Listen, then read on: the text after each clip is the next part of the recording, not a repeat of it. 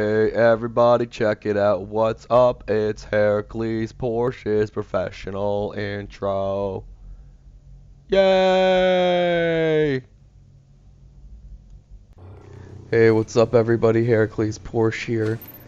It is July 6th, 2015, and on the day after today, Warlords 1.2 is going to be released. It is going to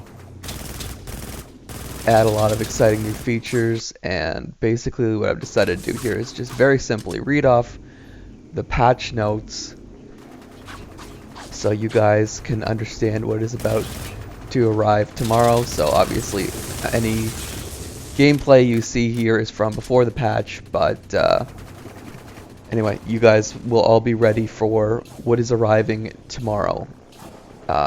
So let me start reading off these patch notes here.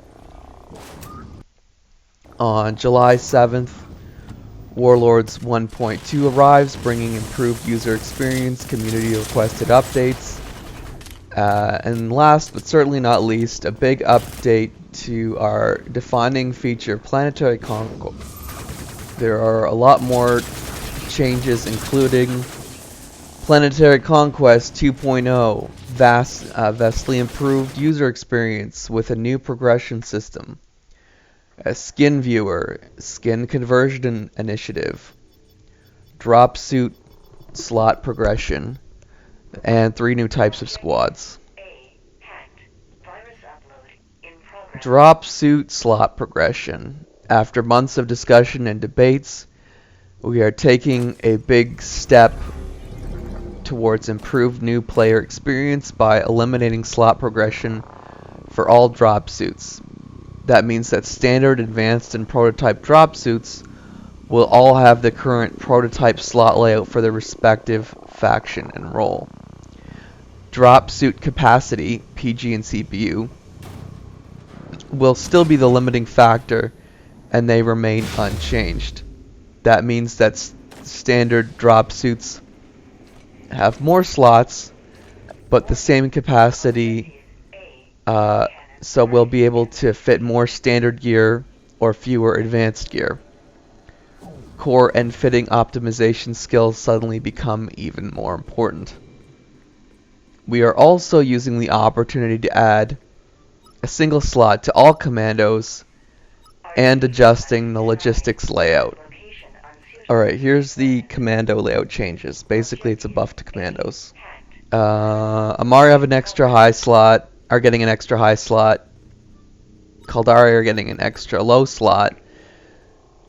Glentir high, and oh, Mimitar are getting high. Okay, so yeah, they're all going to be kind of similar now. So that makes Amarr 2. So basically, commandos are going to be 3 slots on one side, 2 on the other. Pretty simple. Logistics, so that's going to help my Caldari commandos, so that's nice for me. Logistics, the notes they have here on logistics are a little confusing, but I'll try and get through them.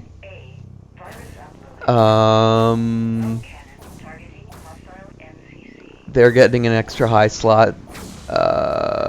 Caldari are getting wait, what? Yes, they're getting an extra.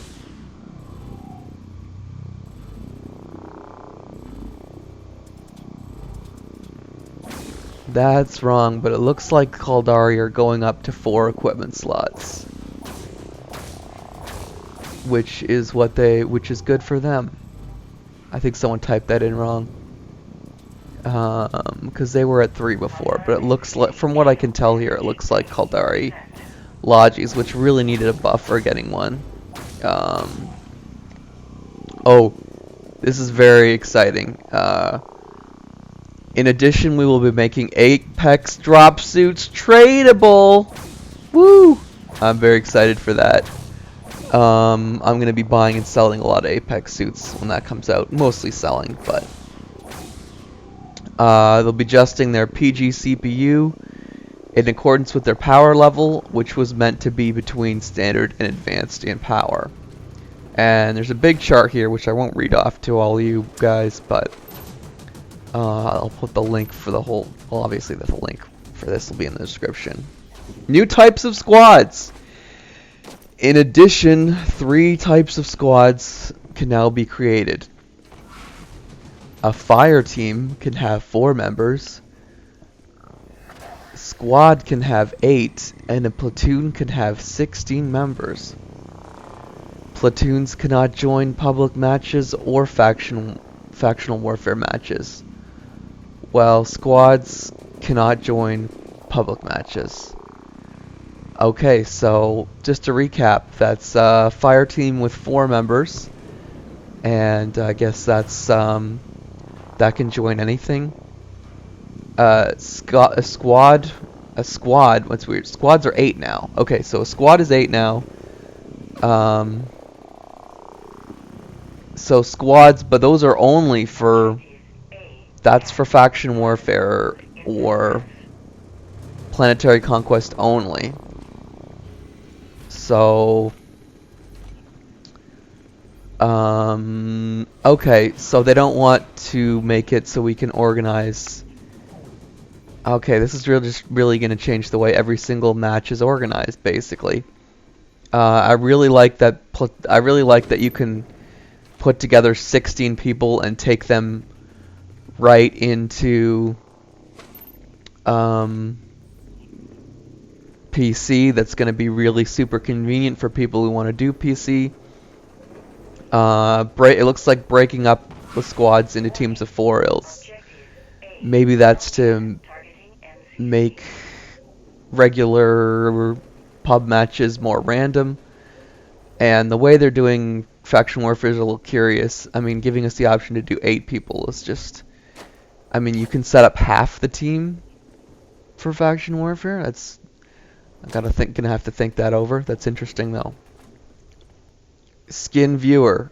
They just say, finally we added a nifty skin viewer. So I just assume that's gonna mean when you go to the marketplace and you're looking at the skin modules, you can just hit a button and see what a skin is going to look like before you buy it.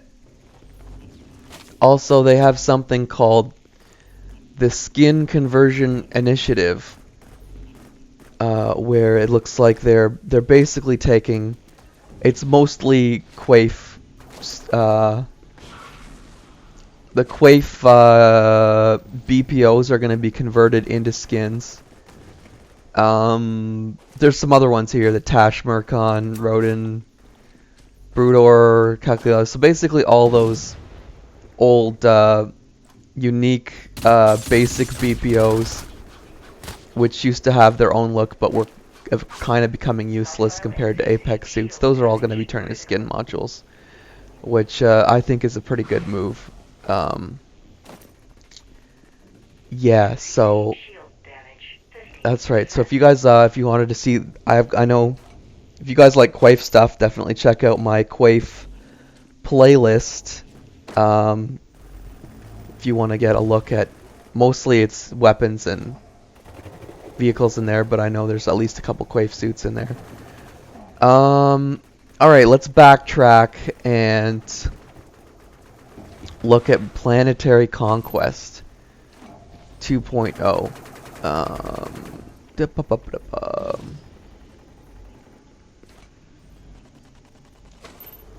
So this one was announced on June 24th, but I'm just going in here to look at, because this is just like sort of included with the notes, I'm just backtracking here.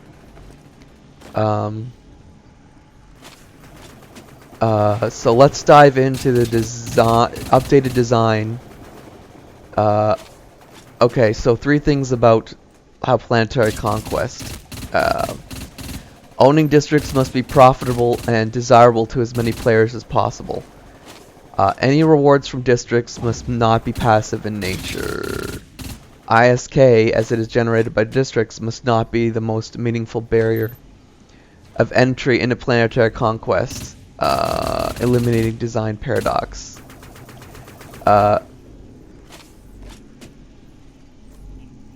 CCP must have tunable parameters to properly manage the reward flows to keep things fair and balanced. ISK reward from districts. Districts will generate clones exactly as before. These clones will be manually sold at an ISK price per clone for command points, generating ISK, or used as before to occupy or attack districts. Clones will not be automatically sold as before when generation hits the maximum clone capacity of a district. Desirable rewards from districts. When clones are sold, a secondary currency is gained, district credits, in direct proportion to each corporation member's 7-day command point contribution, and automatically placed in the wallet of the all corporation members at a certain price per clone. I know this is getting complicated, folks. I'll try to do a little recap after this. It is also possible to... Alright. The currency will allow unique purchases from a new category. Alright, so these are district credits. This currency will allow unique purchases from a new category in the marketplace. It is also possible to award this currency to district battle participants for fighting for the corporation as a battle reward like ISK and salvage. Command points. Command points are generated by players finishing daily missions. A player in a corporation will contribute X command points to the corporation command point wallets per finished daily mission. The player contribution can be tracked on a separate UI page accessible by the corporation members. The corporation command point wallet has a maximum capacity. Attacking a district when a corporation... Okay, there's a whole list of command point costs and stuff here. I'm just gonna skip through that. Corporations will spend command points to perform these actions: sell clones, move clones, change surface infrastructure, change reinforcement timers, attack districts. District ownership and corporation size. Corporations will scale their district holdings to fit the size of their corporation. If they do not have enough members to generate enough command points to sell off the total daily clone generation of their districts, they are de facto holding too much land and spreading their resources thinner than necessary. More activity and more conflict. As districts become more profitable, more corporations will be interested in owning districts. Their motivation to claim districts should prove stronger than corporations holding and defending districts they cannot profit from. Claiming the first district. The previous method of breaking into Molten Heath for the first time is to use a clone pack. They've been very expensive and quite demoralizing to use in your first failed attempt. That's why clone packs cost will be reduced severely, even down to a nominal fee or 0, but given a high command point cost.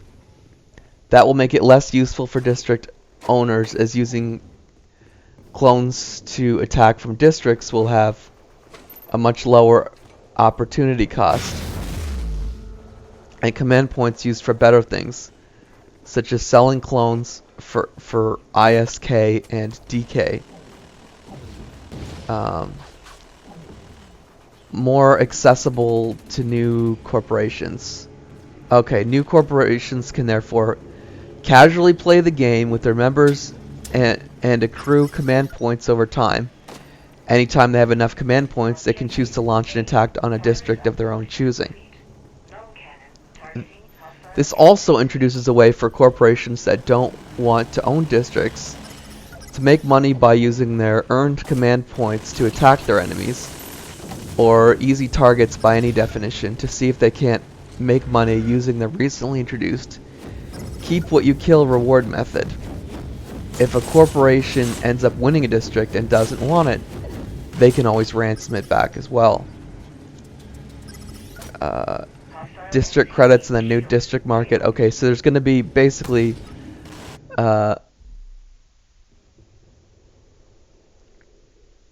there's going to be a new marketplace similar to how when they introduced loyalty, they introduced those you know, unique faction points. It's going to be like that. There's going to be a unique type of currency.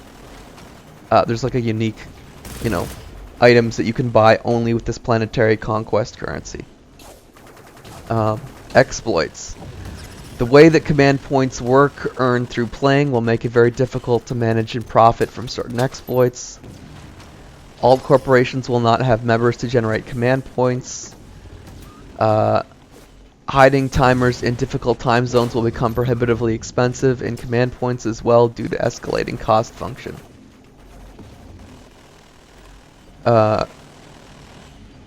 Dedicated conquest mercenaries, ringers. We hope that the influx of activity will make it less viable to run a multi-district holding corporation relying only on ringers to fight its battles. If it is still perceived as a problem, we will consider some command point costs to make it less profitable option to rely solely on them. Our vision is that a corporation instead recruit, train, and retain members, and they in turn generate command points for the greater good of the corporation, eventually earning the right to be on the competitive roster. One limitation of ringing is that ringers do not earn DKs from battle. Only members belonging to the attacking and defending corporation earn DKs for battles. So ringers are not going to be able to get this unique type of currency. So that's basically they're basically trying to motivate people to, you know, stay with their own corp and fight with their own corp in planetary conquest battles. I know that stuff all sounded pretty complicated, but it's basically just going to take the PC experience and make it so your combined efforts as a corp, you know, how many daily missions you do, basically active corps are going to dominate the map, and inactive corps are just not going to be very active in planetary conquest. So corps that were kind of functioning the way the way some corps used to function is that basically we would have people only coming on to do faction warfare. They wouldn't be even really be on the rest of the day. It's going to be a lot harder for a corporation to function like that. Pretty much. So yeah, it's going to be making it so the more active you are, the more your people are getting out of faction warfare, and the easier it is to take part in it. So it's blah blah blah. Yeah, that's basically it. Alright guys, looks like I have a little more time to kill, so let me read the recap notes at the end here. Drop suits, all standard and advanced drop suits, now have the same slot layout as their respective prototype variants. Apex drop suits are now tradable. Yay! Daily missions now grant a specific amount of command points. These command points are automatically contributed to a player corporation and can be spent on planetary conquest activities such as selling clones, moving clones, using clone packs to attack districts, changing reinforcement timers, changing district surface infrastructure. Maximum war barge level is now 8. Oh, that's... wow, they didn't really explain what's going on there. Selling clones now grants ISK to player corporations and district credits to player wallets in relation to their weekly command point contribution. A district market category has been added for district credit purchases. Players in a player corporation can see their corporation command point wallet and the command point contribution from each member in two new pages. Skin viewer's been added. The fitting page has been renamed. Oh, show info now displays all items on a loadout. Whether you have the skills to use each individual item. Neocom. The fitting page has been renamed to loadouts. The drop suit fitting page under loadouts has been renamed to drop suits. The vehicle fittings page under loadouts is renamed to vehicles. A new progression page has been added under the loadouts page. Progression. New loadouts have been created for all factions and drop suits. These loadouts are displayed in an interactive progression page with role, meta level, slot layout, shield and armor skill point progress information. The L1, L2, R1, and R2 buttons are used to browse the page. The interactions are show info, upgrade next item, or upgrade loadout. A dynamic bar displays the investment of skill points and remaining percent until the loadout is unlocked. When item is unlocked, a pop-up message with the item will appear. When a loadout is unlocked, a pop-up message with the loadout will appear. 5 copies of each loadout can be claimed one time when a loadout is unlocked. Squads. 3 types of squads have been created. Fire team has 4 members. A squad can have 8 members. Cannot join public matches. A platoon can have 16 members and cannot join public matches or faction warfare. So platoons are planetary conquest only. Alright guys, I hope I didn't bore you droning on about everything that's about to pop up in Warlords 1.2. I hope this was informative for you all. If you have any questions, I'll do my best to answer them. And until next time, Dusties, see you Starside.